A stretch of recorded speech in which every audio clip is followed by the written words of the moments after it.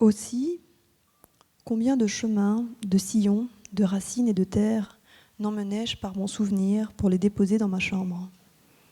Cependant, arrivé chez moi, il me manque souvent quelque chose, et ce manque départ toute ma collection. Je cherche ce que j'ai oublié dans un champ ou sur une route, et je trouve qu'il me manque non un galet ni un arbre, mais la circonstance de leur vision. Le rythme de la marche, la distraction surprise dans sa trouvaille, la tournure de la pensée, l'état, l'instant. Alors je m'en retourne au champ chercher l'état que j'y ai oublié. Il n'y est pas toujours resté. Je le retrouve parfois ailleurs, je ne le retrouve parfois nulle part. Les choses alors ne sont plus rien. Les pierres sont vides et les sillons sont morts. Ils sont incapables de reproduire la circonstance, la surprise. L'état, l'instant, ne se trouve plus en eux.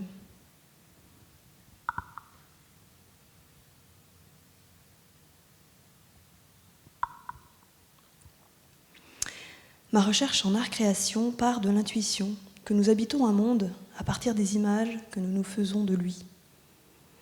Ces images se constituent d'une part par le langage dont on dispose pour raconter un monde.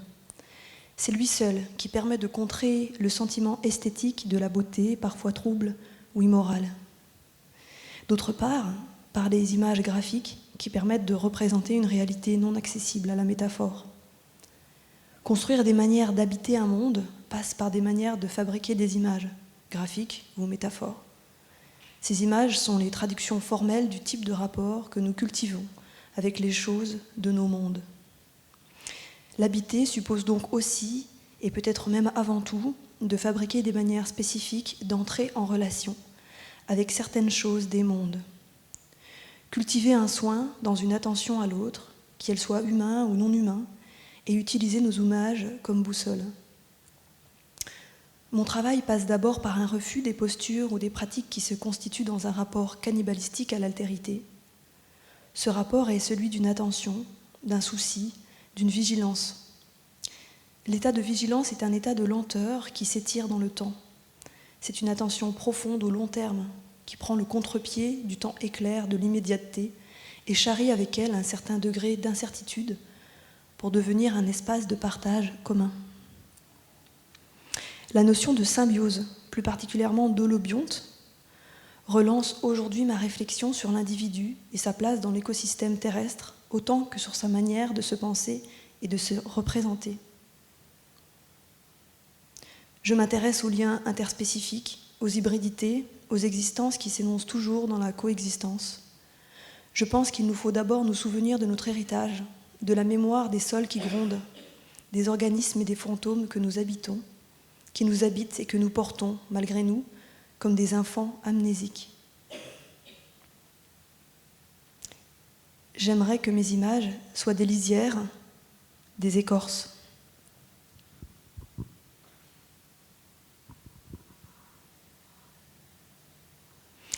Qu'elles soient des zones de rencontre, des espaces de contact, des lieux symbiotiques et crépusculaires où l'évidence se suspend et où, dans une étrange familiarité, les choses entrent en relation. Je privilégie l'observation des formes transitoires et symbiotiques, les changements d'état, la confusion des échelles, et toute autre forme de pratique de télescopage, en ce qu'elles impactent la solidité des corps, la netteté des contours et la fixité des images. Le particulier est alors porteur de toujours plus que de lui-même, en ce que l'image se fabrique à partir d'un ailleurs qui traverse l'ici, pour rendre compte d'un ici à la fois toujours ouvert et toujours inquiété. Le propre du perçu est d'admettre l'ambiguïté. Il s'agit de résister à toute mise en hiérarchie des savoirs et d'explorer la pluralité des déploiements qu'ils permettent, substituant à la visée de l'unité la problématique de l'articulation. Une après-midi, dans un café de Montmartre, l'écrivain Hervé m'a dit « Pour moi, la création se compose de 3 parties distinctes. La reproduction, copier quelque chose de déjà en nous, qui nous parle. La destruction, qui s'apparente à une distance critique. Et puis se lancer dans le vide, se permettre d'en faire trop de se demander après coup, non pas « est-ce que c'est beau ?», mais plutôt « est-ce que c'est vrai ?» Cette recherche du vrai constitue ma boussole dans l'appréciation de mes réalisations plastiques. Je pense à la philosophe Cynthia Fleury, qui, dans Le sillage de Corbin, rappelle que le dire vrai porte la gageure d'inventer le réel, sans le fuir, de l'orienter, de lui conférer un sens. La beauté peut être un mot valise, polysémique, métamorphique. Son sens se trouble à mesure que l'on essaie de la saisir, de la définir. Elle est un galet au fond d'un lac boueux. On peut parfois l'apercevoir lorsque l'on cherche bien ou que l'on a de la chance, lorsque le ciel est clair, que l'eau est transparente et que la lumière nécessaire est présente. Essayez de le saisir avec votre main et au premier contact, la tourbe envahira l'espace qu'il occupe jusqu'à le faire disparaître dans la pénombre. Sortez le galet du lac et constatez que l'instant ne se trouve plus en lui. J'avais 10 ans lorsque j'ai placé ma bouche sur ta joue pour t'embrasser. Mais cette fois-ci, cet événement anodin me saisit. Ta peau n'avait plus la même résistance que la veille. Elle me sembla moins tonique, plus molle, plus fine. Ce fut à cet instant précis que je compris que tu n'allais pas te mettre à mourir tout à coup, subitement, d'un jour à l'autre, mais que tu mourrais déjà un peu, petit à petit, aujourd'hui et chaque jour. Dans la chambre de ma mère se trouvait une image encadrée qui reposait par pudeur face contre bois, allongée sur le dessus de sa grande armoire. C'était un portrait réalisé par mon père. C'est elle qui lui avait demandé. C'était avant l'ablation de son sein gauche pour garder un souvenir de ce corps-là. Enfant, j'allais souvent contempler cette image en secret. Pour y accéder, il me fallait me munir d'un tabouret. En un espace intérieur plutôt sombre, elle est assise, dos au mur, proche d'un épais rebord de fenêtre en bois. Ce pourrait être celui de sa chambre. Derrière elle, une armature métallique dorée aux lignes courbes sur laquelle elle prend appui. Ce pourrait être un lit. Le visage à peine relevé, tenue alignée, à la fois confiante et détachée, ses yeux fixent un point en dehors de l'image. Ils esquissent une diagonale qui fuit sur sa gauche. Elle regarde. La lumière de la fenêtre hors champ qui se projette sur son corps nu, dont on aperçoit d'abord le buste droit et souple, moucheté de lumière et d'ombre par la présence éparse des feuillages environnants, et sur lequel se détachent délicatement 2 petits disques pourpres. Dans le prolongement de ces segments laissés ballants, de ses bras déposés, un bas très fin, léger fil rouge, court sur ses hanches. Jambes croisées, sa cheville gauche se glisse élégamment derrière son mollet droit. Les arbres recouvrent son corps, ils habitent ses contours. Elle a 30 ans et a les cheveux longs, blonds.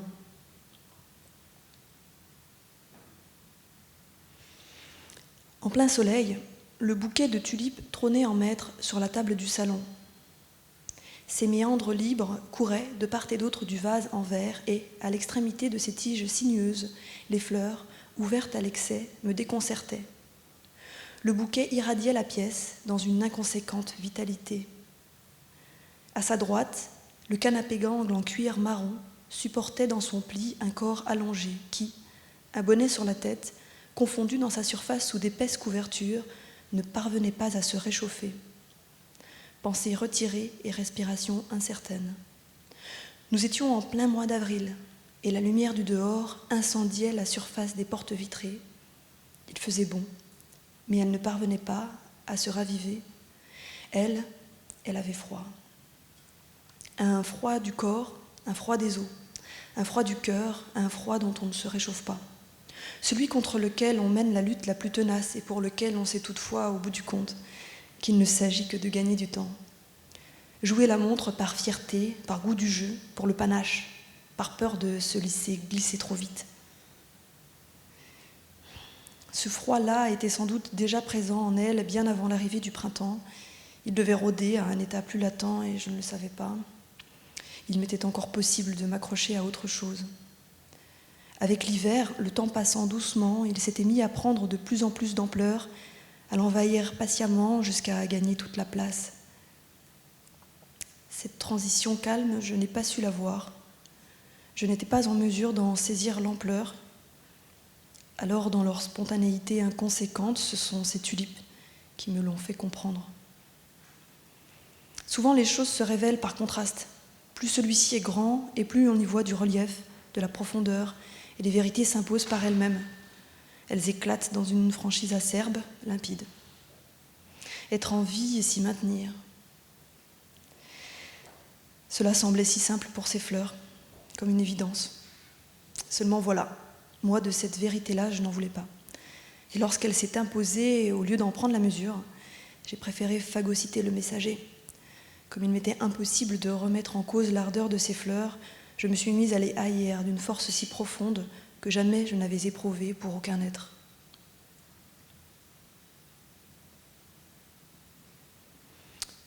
Aujourd'hui, toutes ces images me hantent, justement parce qu'elles me manquent. J'ai du mal à me souvenir de l'odeur de ta peau, de la texture de tes cheveux. Je me rappelle de ton visage, ton regard, ces grands yeux mi-gris, mi-bleus et tellement bavards. Je me souviens d'eux lorsque tu les as plongés dans les miens avant de quitter l'appartement, définitivement. À cet instant-ci, tu n'étais plus ma mère. Tu étais cet enfant de 4 ans qui ne veut pas partir avec des inconnus. Ils étaient 3, vêtus de grandes blouses blanches. Ils ont eu du mal à te soulever. Et toi, tu ne voulais pas t'en aller. Sentiment de déjà-vu. En pleine nuit, un bouquet de toutes les tulipes du fleuriste du coin trône en maître sur la table de la chambre 205. Les méandres libres courent de part et d'autre du seau en plastique rose. Ces tiges sinueuses laissent éclore à leur extrémité des fleurs qui se sont refermées dans l'obscurité. À sa droite, le lit mécanisé en drap blanc supporte en son pli un corps allongé qui, le crâne presque nu, parsemé de duvet blanc, confondu dans sa surface sous les couvertures hospitalières, ne se réchauffe plus. Le 26 avril 2013, à 1h du matin, le corps de Sylvie Tournier, celui de ma mère aussi, meurt d'un cancer du sein généralisé, dont l'origine s'était manifestée en elle 18 ans en arrière. Si la vie peut se dissoudre instantanément, reste toujours derrière son retrait le poids matériel dans lequel s'incarnent d'abord les souvenirs. Ses meubles, ses documents, ses vêtements et accessoires, le tout chargé de son odeur. Les éléments les plus intimes étant les plus odorants, je mis de longs mois avant d'ouvrir les boîtes de carton, notamment celles qui renfermaient son sac à main. La première ouverture fut douloureuse. Celles qui suivirent furent sporadiques, une fois tous les 6 mois peut-être, tant je craignais que cette relique finisse, elle aussi, par se vider de ses fragrances. En héritage, des albums photographiques aussi, empilés par dizaines, totems dressés dans le garage de ma tante, puis dans son grenier. Les albums ne portaient pas son odeur. Ils présentaient toujours la même texture lisse et plate sur laquelle Sylvie avait consciencieusement écrit de nombreux commentaires.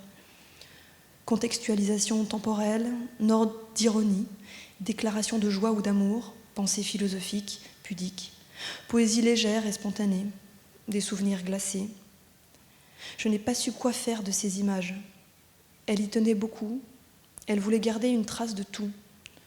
Pourtant, je n'y retrouvais jamais la femme qui m'avait élevée, l'odeur de sa peau, les cliquetis de ses talons aiguilles, la densité douce et fragile de ses cheveux premiers-nés, cette vibration particulière dans sa voix lente et claire.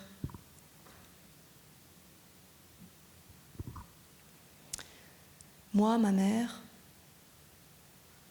sur sa tête une perruque, sur son corps un bel habit, sur sa poitrine une tulipe et 2 dessins d'enfants. Elle s'en est allée dans une grande boîte en hêtre pour être incinérée. Les cendres récoltées dans une petite urne de granit furent déposées sur la tombe de sa mère.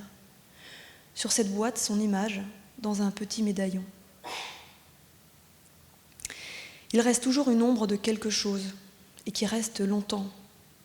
Elle est la mémoire de ce qui, ou de ceux qui, pour nous, ont compté, et qui, par transfert, nous font être au monde différemment. Alors, malgré la perte, il reste toujours un peu d'eux en nous, comme un pied qui foule un sol mou. Il reste son absence, comme a posé en creux son empreinte. Parce que quoi qu'il arrive, nous les avons dans le sang, parce qu'ils n'ont de cesse sans relâche de nous hanter, de nous coller à la peau, et l'on comprend alors que l'on ne peut être dépossédé de ce qui nous habite. Rien ne dure pour toujours. La vie est en mouvement perpétuel, sa seule constance est le changement. Tout se dérobe, se délite, se perd dans l'oubli, sauf peut-être ce que l'on a suffisamment éprouvé pour qu'inéluctablement perdure en nous son empreinte. Si on l'accepte, on voit que l'empreinte est aussi une part constitutive de notre être, qu'elle est ce reste qui nous appartient totalement. Les albums photographiques de 1993 à 1994 se composent de paysages et de couchers de soleil, généralement pris en ville, de traces de pas dans le sable, etc. L'image est le lieu des constructions poétiques et des élaborations métaphysiques sur le passage du temps. Puis arrive la place du corps, celui de l'arrivée d'un nouvel être, moi-même, en contrepoint à celui qui s'érode et qu'on ne veut pas oublier. Une photographie systématique qui retrace à la fois l'évolution de l'enfant que j'étais et qui fait par là même preuve de la persistance du photographe, ma mère, à en être le spectateur. La photographie comme remède à un temps qui s'enfuit contre la perte naturelle des choses. Ma mère m'a appris l'utilisation de l'image comme récit de soi, comme outil de réappropriation du corps et de sa représentation dans sa qualité de sujet de droit. Elle m'a appris aussi l'illusion qu'un procédé mécanique soit capable de retransmettre de façon fidèle le sublime d'un instant. De ces images qui déçoivent, parce qu'elles convoquent toujours ce qui n'y apparaît pas.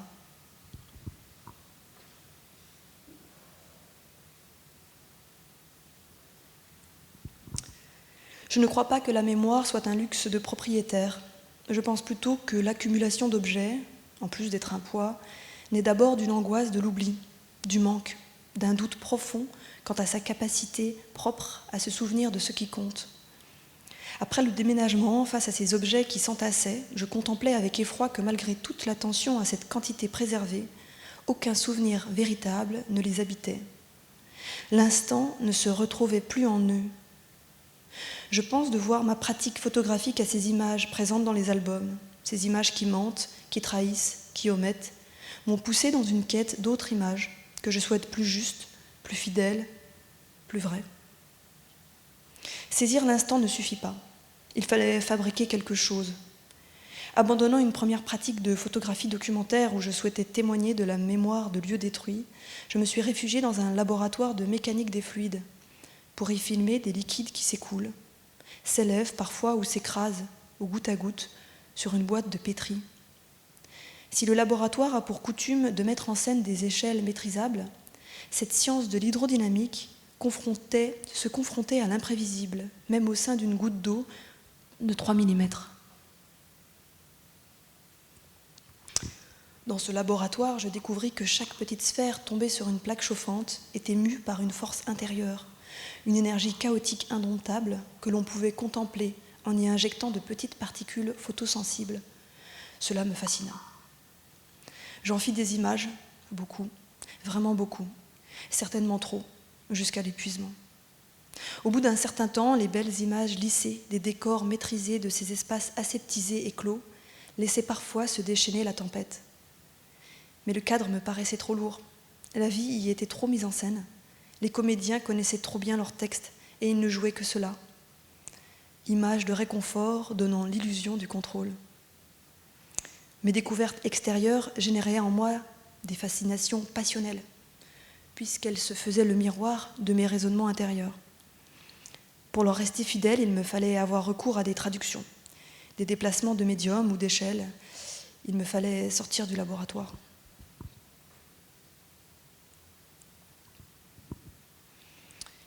Je finis par comprendre que la possible résurgence de cette minute depuis longtemps révolue se trouve ailleurs.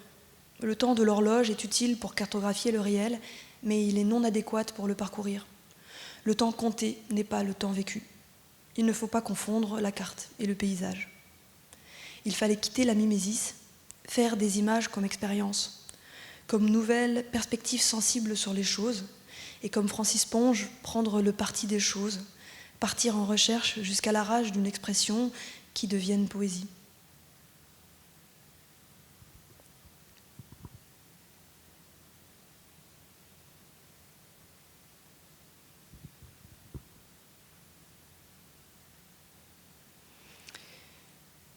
L'expertise de la séquence éviter, réduire, compenser les atteintes à l'environnement le démontre bien. On restaure rarement la même biodiversité, comme c'est le cas pour un grand nombre d'écosystèmes. On ne peut pas restaurer une tourbière. Quelque chose se perd, irrémédiablement. Ce quelque chose, c'est une intrication de liens, condition d'existence de ces êtres vivants qui ne pourraient subsister dans les espaces clos et aseptisés des laboratoires ou des serres. À l'île de la Réunion, une fois germés, les semis produits en laboratoire ne parviennent pas à se développer dans un milieu naturel. Non préparés, ils y meurent pour une grande majorité. Par ailleurs, ceux que l'on fait croître en monoculture contrôlée ne produisent pas de graines. Il leur est impossible de se reproduire. Je crois que ces plantes ne savent pas vivre, parce qu'elles ne savent pas collaborer. Et qu'elles ne savent pas collaborer parce qu'elles n'ont jamais dû éprouver le goût et le coût de la lutte pour leur propre survie.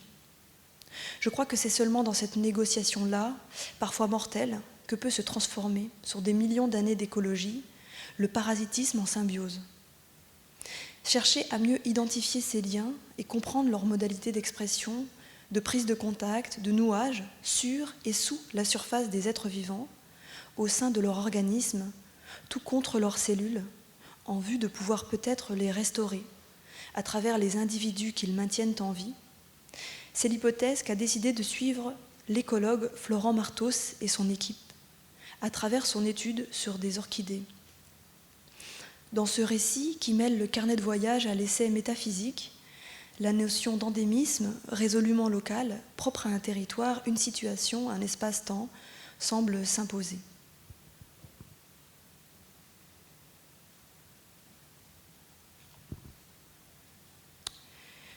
Le collage est la première manière satisfaisante que j'ai trouvée pour traduire esthétiquement l'identité hybride par lequel se manifeste l'intrication des liens. Certains assemblages photographiques ont été réalisés lors d'une mission scientifique avec une équipe de biologistes du Muséum national d'histoire naturelle sur l'île de la Réunion. Ces assemblages photographiques sont des traductions esthétiques de connaissances que les chercheurs m'ont transmises depuis 2021. Ces collages revendiquent l'importance du lien, des relations interdisciplinaires et interspécifiques. Habiter une écorce, c'est habiter la frontière. C'est ce que l'écrivaine Leonora Miano définit comme un espace d'accollement permanent. C'est l'endroit où les mondes se touchent inlassablement. C'est le lieu de l'oscillation constante d'un espace à l'autre, d'une sensibilité à l'autre, d'une vision du monde à l'autre.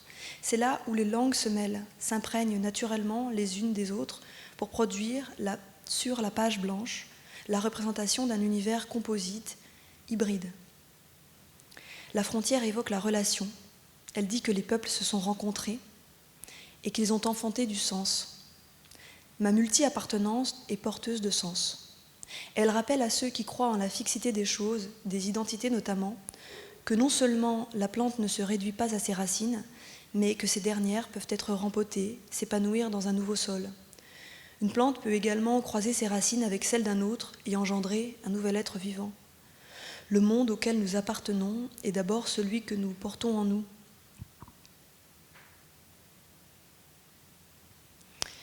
Différents fragments photographiques sont reliés ensemble par collage, malgré leurs différences de texture, d'échelle, de nature, afin de reconstituer une nature multiple, hybride, aux formes qui se séparent ou s'entrelacent dans une alliance des contraires.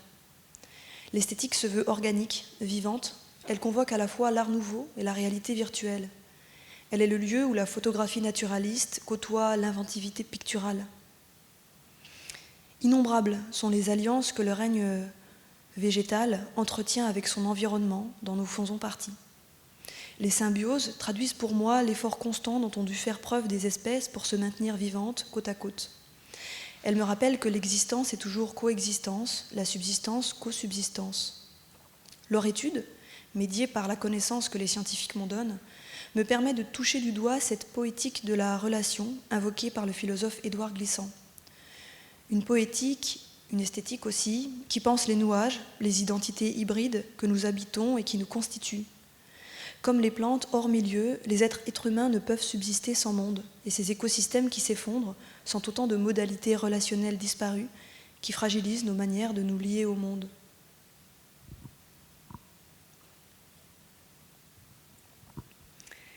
Il nous incombe de fabriquer quelque chose, de donner un peu de permanence à ces états de sublime qui n'ont de cesse de s'évanouir dès lors qu'ils nous sont perceptibles. Il nous faut convoquer sans montrer, sans trahir, fabriquer de l'énigme pour résister à tout procédé d'analyse, d'interprétation, d'appropriation, d'objectivation. J'ai trop d'images qui me hantent, pourtant il y en a tant qui me manquent. Souvenirs prisonniers, les images des albums photographiques me disent un présent qui ne cesse de s'enfuir, une vie qui glisse entre les doigts. Je crois que vouloir garder un souvenir, c'est ne pas savoir accepter que cela ne durera pas, que cet instant est de l'ordre de l'éphémère. Moi, je ne veux pas vous photographier comme ça, car je ne veux pas vivre en fabriquant des reliquats. Tous ces moments n'appartiennent qu'à nous, à ceux qui les ont vécus, et ce qu'il en restera, au risque de l'oubli, ce sera tout, sauf des surfaces imprimées désincarnées. Cela ne se transmettra pas par l'image mécanisée inerte.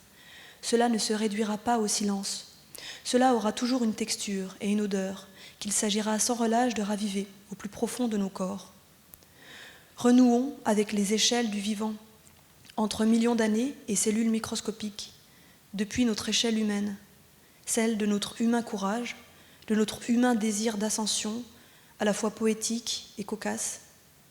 Ouvrons le théâtre des interprétations hésitantes, des expérimentations créatives qui mêlent à la pureté du souvenir l'improbable identité subjective, celle qui choisit, toujours, préfère, s'attache, s'enflamme, s'obstine, omet, par complaisance autant que par faiblesse, celle qui s'approprie, celle qui détruit et celle qui recrée. Je vous remercie.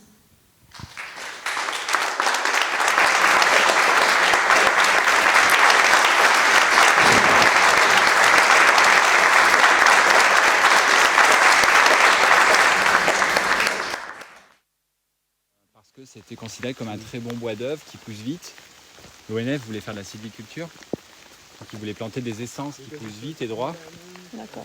Donc ils avaient sélectionné cet arbre du Japon qui en fait est un très bon bois de sylviculture. Cryptomeria. Dans son aire d'origine, mais ici en réalité il s'avère être un très mauvais bois. Il est peu dense, il est bourré de flotte. Et voilà, petite anecdote. Tu verras aussi un petit peu partout sur l'île des cryptomérias. Aujourd'hui, c'est devenu des sites des aires de pique-nique, beaucoup.